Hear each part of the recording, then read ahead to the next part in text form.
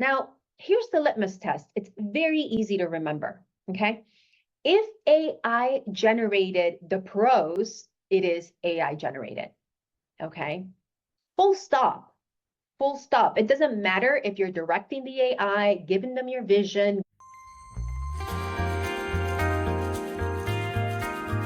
Hey there, writer, and welcome back to the Novelist Studio. I am your host, Anna Del Valle. So here's what she said. It's funny how this is only 6 months old and treats writing a whole book in a year like it's a major accomplishment. With so-and-so's YouTube channel, it takes me like 3 or 4 days to write an 80,000 word book. So this comment highlights something important. There are fundamentally two ways that authors are now using AI. And one of them doesn't defend their intellectual property or their copyright, and the other one does. And this is what we call AI assist versus AI generated. But because this is such a nascent term, and ChatGPT, Claude, generative AI for consumers like you and I has only been around for a little over 3 years, these terms are still maturing in their definition. And they have been a little bit challenging to understand, right? What is AI assist? Well, I'm just sitting behind my laptop or my computer and I am prompting the AI and the AI is assisting me. So that must be AI assist. Actually, it's a lot more complex than that. So let's define the two clear lanes between what AI assist really looks like and what AI generated looks like, because I know it can be confusing. So AI assist, true AI assist means that you are using AI as an assistant to assist you with the work that you are developing or have already developed. And it looks something like this. You use AI like ChatGPT, Claude, to help you build a novel outline. You're just going to use it as a critical thinking partner, and you're going to ask it like, hey, here's what I'm thinking. What do you think? What do you think I'm missing? That back and forth to surface plot holes in your outline, to tell you where you have opportunities, that is AI assist, okay? You can use it to pressure test your beats. Like, let's say that you send in an entire chapter 1 of your novel. You send it into ChatGPT and you say, hey, can you check and see if I have the right beat structure on this first chapter? Is the fulcrum of my chapter landing where it's supposed to be landing? What am I missing here that I should be looking for, right? Where's some blind spots? So again, that is using AI as an assistant. If you use AI to give you editorial feedback, and this is what that looks like. So you send in a couple of chapters to AI and you say, hey, can you look at the structure and the character deepening in this one chapter and tell me what you think? Can you look at my character interiority and let me know if I'm hitting the mark here, or what are some things that I need to be looking for? Now you're using AI as an assistant. That is AI assist through and through, right? So Olivia AI in the Novelist Studio, she helps writers build structure. The writer still has to write the prose. Ellis, who's a developmental editor at the AI Creative Writing Academy, she's looking at your entire manuscript and she's giving you developmental feedback scene by scene. She's never rewriting anything for you. So these are examples of AI assist. Okay, now let's talk about AI generated. Okay, so if I am sitting in front of ChatGPT or Claude and I am asking ChatGPT to now write the next chapter. So the next chapter, the protagonist is going to walk into her office and she's going to find her husband having an affair with the maid. And I want this to happen, and I want this to happen, and I want this to happen. And then you send that in, and Claude or ChatGPT delivers back a great chapter for you. And then now you're going to look at the chapter, you're going to figure out what things you want to change. You know what? This would be really funny if this happened in the scene. What if they don't notice that she's standing at the doorway when she walks in and, something funny happens? Whatever. Now you're asking the AI to make some edits on the prose that was generated, and then AI goes and makes those edits, and here you go, right? And then you continue this, massaging this process as you go through, and having the AI generate the prose for you. That is AI generated. That is considered AI generated. The net is that AI is determining the expressive language. So when AI determines the expressive language, that means that it is AI generated. When the writer determines the expressive language, meaning that they used AI to build the structure of the outline, to do brainstorming on the characters, whatever, and they sit down and write the prose, that is considered AI assist. Now, here's the litmus test. It's very easy to remember, okay? If AI generated the prose, it is AI generated, okay? Full stop.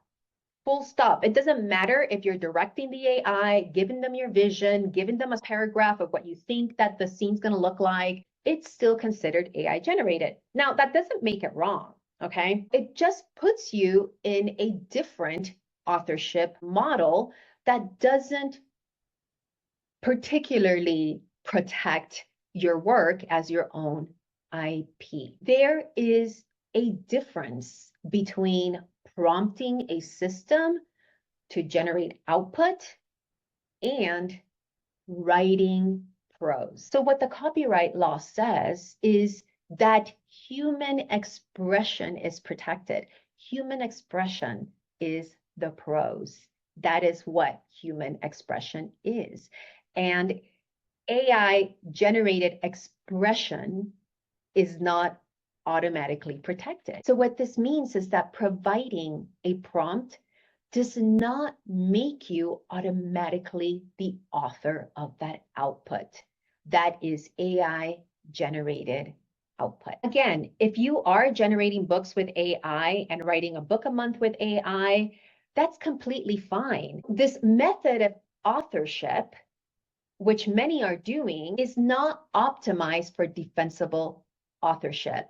So why is this so important to understand? Okay, there's nothing really fundamentally wrong or illegal for writers that are prompting an AI to write prose, and they can build a book in 30 days that is polished and that you can put up on Amazon. There's nothing wrong with that. But this is not optimized for defensible authorship. This model is optimized for speed and volume.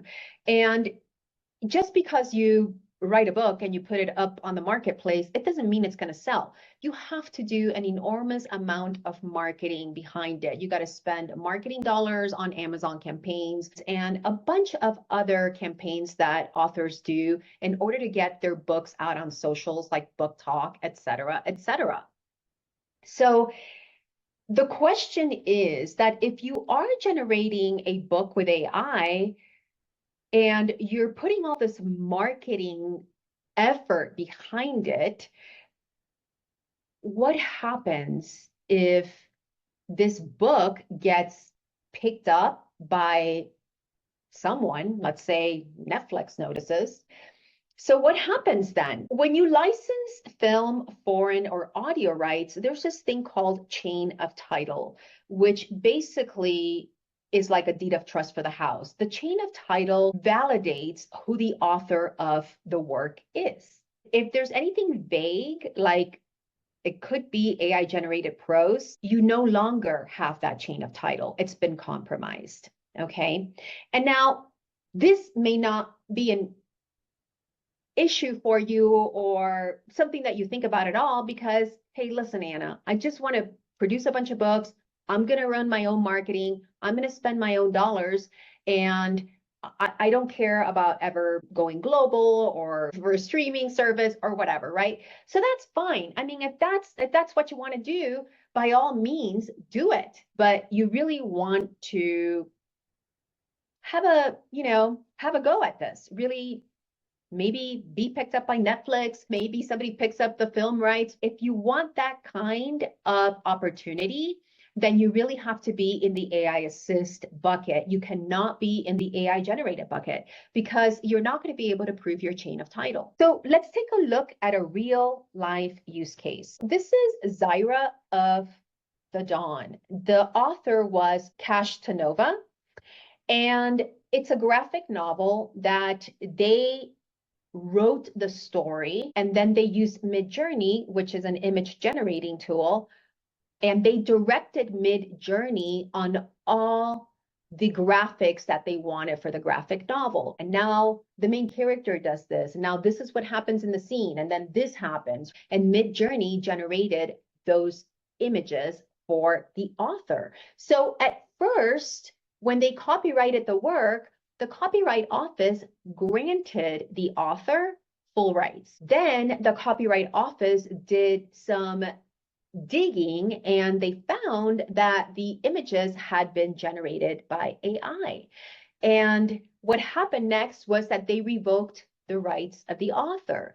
And now the author owns just the storyline, the text, but none of the images that accompany that graphic novel are owned by the author. So let's apply that same reasoning to prose. So what happens when an AI system determines the entire structure of your chapter, the flow of the narrative, the prose? It determines the sentence rhythm and the word choice. It determines dialogue that is used in scene. It determines the metaphors that are used. What happens then? Is it your language, your human expression, your human language, or is it the language of the machine, the system that you are directing? It is the language of the machine and the system that you are directing. This is a very hot topic. And dear writers, I just want to close with this. If you have found joy in your life, writing a book a month and generating those novels and putting them up on the marketplace, and you are willing to bet and invest time and effort in marketing those novels, and you just want to stay in this, I'm just going to be indie, I'm going to do this, I'm not going to be picked up by a streaming service, I understand that my chain of title may be compromised. If that is you, go on. Go on. I think that it's wonderful that AI is democratizing a lot of voices. And I believe that writing is very healing. I really, really do. And I'm really happy for you. Okay, continue to do that. Just know, be informed what the limitations are so that you can be successful in this lane that you're in. And then for those of you who are using AI Assist, AI is never writing prose for you, okay? Then that's wonderful news for you. You're going to be differentiated in agent size. So continue doing what you're doing because you are building scalable assets that you will have for the rest of your life. And this is your body of work as an author. And that really hasn't changed in the grand scheme of things. So until next time, writer, keep on writing.